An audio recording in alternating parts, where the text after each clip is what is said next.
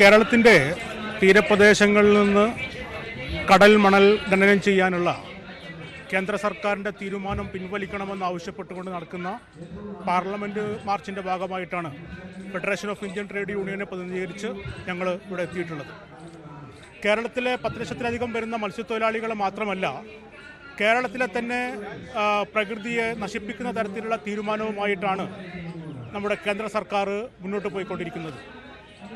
Blue economic സോണിൻ്റെ ഭാഗമായിട്ട് നടപ്പിലാക്കാനിരിക്കുന്ന ഇത്തരം പദ്ധതികൾ കേരളത്തിലെ തീരദേശ മേഖലയെ പൂർണ്ണമായും ഇല്ലാതാക്കുമെന്നും കേരളത്തിലെ മത്സ്യത്തൊഴിലാളി സമൂഹത്തെ ഈ മണൽ ഖനനം ഏറെ പ്രതികൂലമായി ബാധിക്കുന്ന സാഹചര്യമാണ് ഉണ്ടാവുക. കേരളത്തിൻ്റെ മത്സ്യസമ്പത്ത് എന്നറിയപ്പെടുന്ന കൊല്ലം ജില്ലയിലാണ് ഇതിൻ്റെ ആദ്യത്തെ പ്രവർത്തനങ്ങൾക്ക് തുടക്കം കുറിക്കുവാൻ കേന്ദ്ര സർക്കാർ തീരുമാനിച്ചിട്ടുള്ളത്. എന്ത് വില കൊടുത്തും കേരളത്തിൻ്റെ തീരപ്രദേശത്തെ പ്രതികൂലമായി ബാധിക്കാനിരിക്കുന്ന ഈ തീരക്കടൽ ഖനനത്തിനെതിരെ ശക്തമായി കേരള ജനത ഒന്നടങ്കം മുന്നോട്ട് പോകും.